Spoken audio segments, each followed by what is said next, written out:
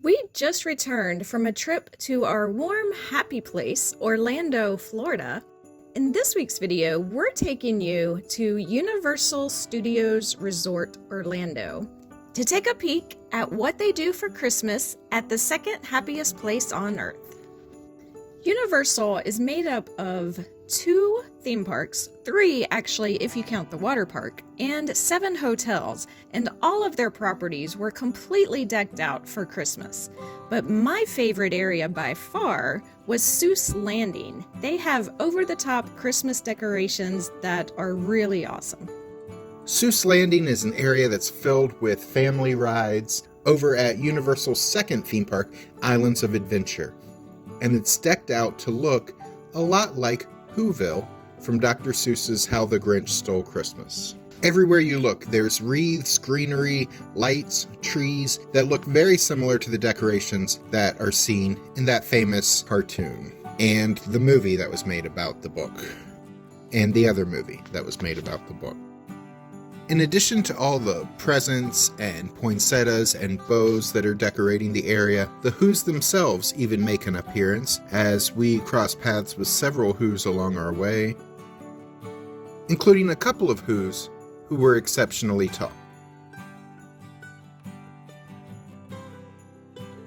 But the main Christmas spectacle you can find in Seuss Landing is the Grinchmas Holiday Spectacular. This show was a lot of fun. It features music arranged by the director of Mannheim Steamroller. There's a lot of songs that you'll recognize, like Welcome Christmas, You're a Mean One, Mr. Grinch, and Where Are You Christmas? The characters are based on the Jim Carrey version, and most of the main characters make an appearance here, including the dog Max, which is played by a live dog.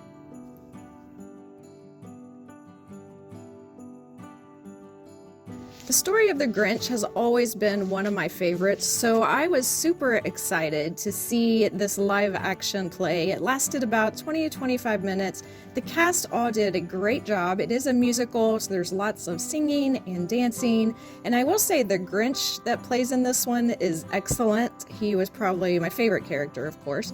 But I would say if you have some time, you should definitely check this out. And you may want to get there early. People did line up early for every show. If you're enjoying this video, please don't forget to click the like button and stay tuned till the end of this video. We're going to be sharing links to a couple of other Christmas videos that have been put out by some YouTube friends of ours. We just want to share the joy of the season with you during these holidays and introduce you to some other small channels like us who we think need more eyeballs on them. So check out the links at the end. Another thing we loved at the Universal Christmas was their tribute store. Over at Universal Studios, their original park, just like we've seen them do in the past for Mardi Gras and Halloween Horror Nights, they have a Christmas tribute store. This is a very highly themed shopping experience. Even if you're not interested in shopping for expensive theme park souvenirs, this is still a really fun spot to check out just because of all the theming and decor that goes into it. So they have 4 different rooms set up as a part of this tribute store. The first one is Santa's Workshop. They're selling a lot of toys in there. They've got the room decorated to look like it's the Elves Factory up at the North Pole. There's Santa's chair that you can sit in.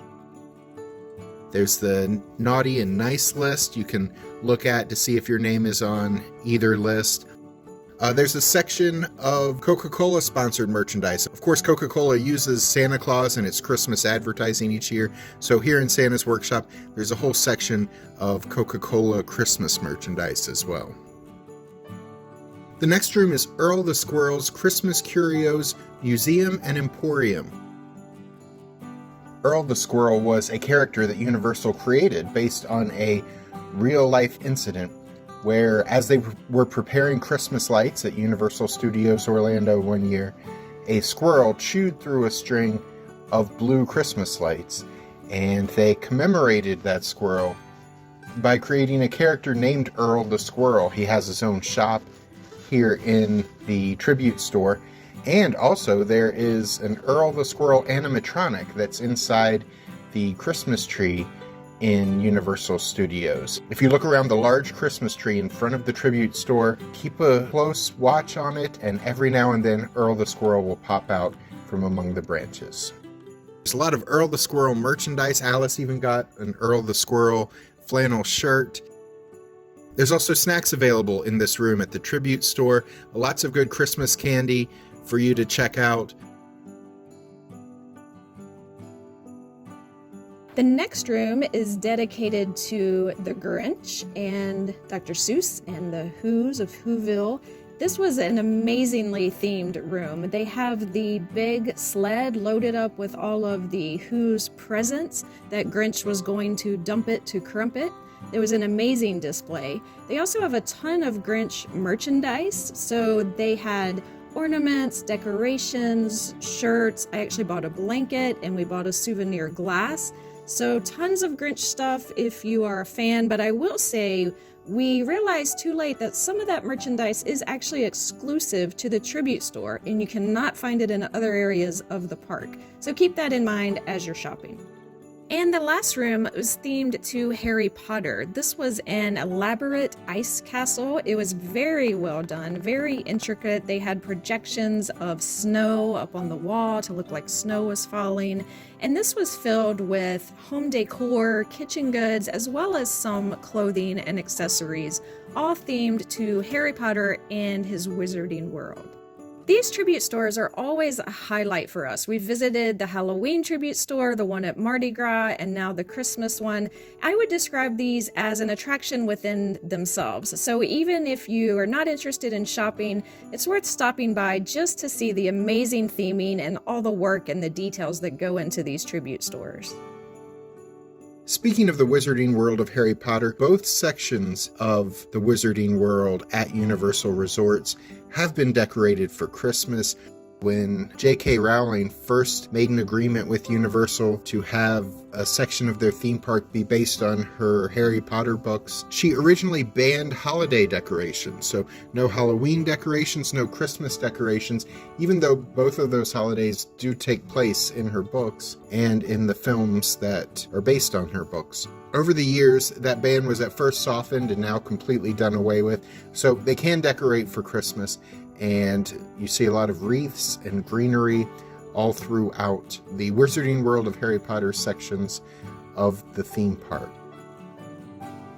Not only that, but the shows that take place within the Wizarding World also have Christmas overlays. For example, we watched Celestina Warbeck's and the Banshees. Celestina, of course, is the most popular performer in the Wizarding World of Harry Potter. She normally does daily concerts in Diagon Alley. However, this time of year they are Christmas concerts. She performs such well-known hits as Accio Christmas and the always popular My Baby Gave Me a Hippogriff for Christmas. Over in Islands of Adventure, their section of the Wizarding World themed to Hogsmeade, one of the settings in the books. That's the section where you can find Hogwarts Castle, of course. They also have Christmas-themed shows. For instance, the Frog Choir performs Christmas songs. And once it gets dark at night, there are Christmas projections on Hogwarts Castle. We did not get to see those. We were in the other park at nighttime, but we have seen video of it on YouTube, and it looks pretty cool. And speaking of great Christmas shows, for several years now on select weekends, Mannheim Steamroller has been doing concerts at Universal Resort. And we were lucky enough to attend one of these while we were there. Of course, you probably know them for their Christmas music, and I have always loved their Christmas music, so to get to see them in person was amazing. These are super talented musicians, really great performers that put on an awesome show. It's located at the stage area with the grass under Rip Ride Rocket, and it was kind of standing room only, although everyone sat, but everyone just sort of crowded in to see it. And it was a really great concert that was free with your park ticket. That only leaves one form of Christmas entertainment left to talk about, the Macy's Holiday Parade. This parade takes place at Universal each year. It's starting out here. It looks like those are ice cutters from the Frozen Parade that used to be held at Disney. Perhaps they got lost and ended up at the wrong park. This parade features not just characters from the Universal parks, but also some floats and balloons from Macy's Thanksgiving Day Parade. As the parade opens, we also have some snowmen and then some stilt walkers dressed as snowflakes, followed by these two Macy's balloons.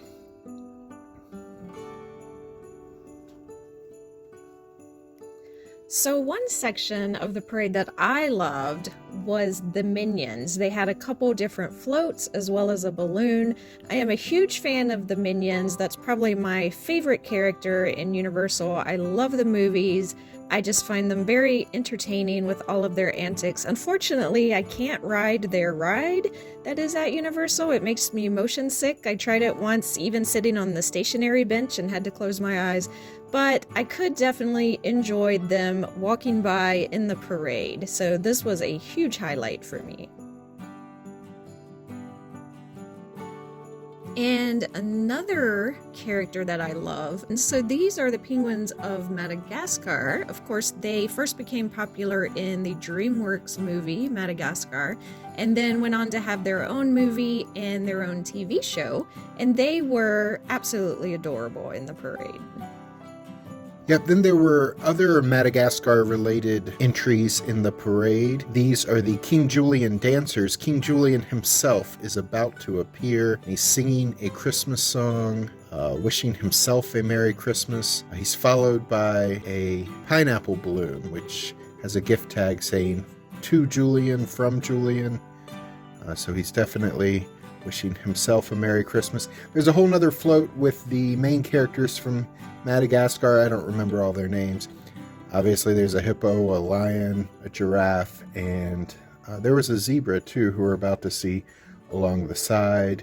It has been so long since I watched the movie, I don't remember their names. If you do, you can leave it down in the comments, but I still won't remember them. After that is a giant gingerbread man. This of course is a character from Shrek. I would love to be one of these people walking the floats through the parade. That looks like a lot of fun. But this is just the first in a series of balloons and floats related to Shrek.